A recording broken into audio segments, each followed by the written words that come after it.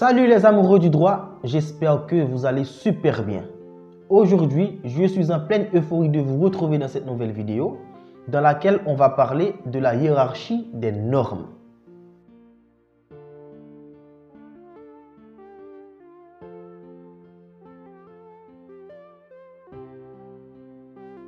Ok la famille, c'est parti. La hiérarchie des normes est une sorte de taxinomie, autrement dit une sorte de classification des normes juridiques selon leur degré de prééminence ou de supériorité.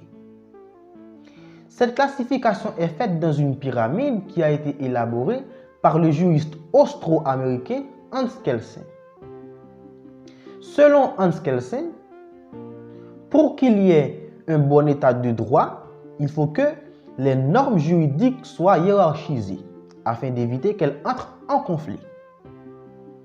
Selon cette classification pyramidale, il y a des normes juridiques qui sont supérieures à d'autres. Au sommet de la pyramide, on trouve le bloc de constitutionnalité. Ce bloc comprend la Constitution elle-même, la Déclaration des droits de l'homme et du citoyen de 1789, le préambule de la Constitution et la Charte de l'environnement.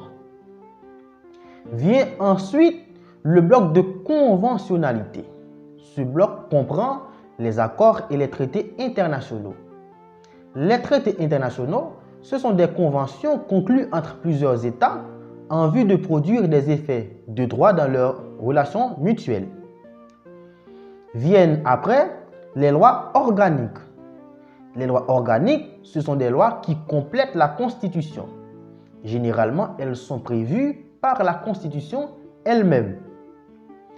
Vient après le bloc de légalité.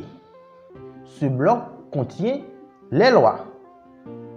Viennent après les principes généraux du droit. Les principes généraux du droit, ce sont des règles non écrites à portée générale qui ne sont formulées dans aucun texte, cependant qui sont imposées aux juges, aux administrations et à l'État. À noter que la violation d'un principe général du droit est considérée comme étant la violation même de la règle de droit. Ensuite, on a le bloc réglementaire. Ce bloc contient les décrets et les arrêtés. Et à la base de la pyramide, on a les actes administratifs.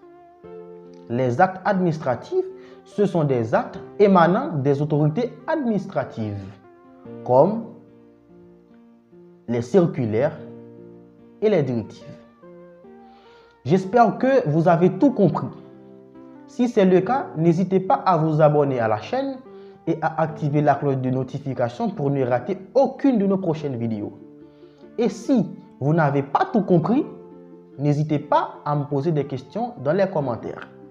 Et je vous dis à très bientôt pour une prochaine vidéo plus intéressante que celle-ci. Salut!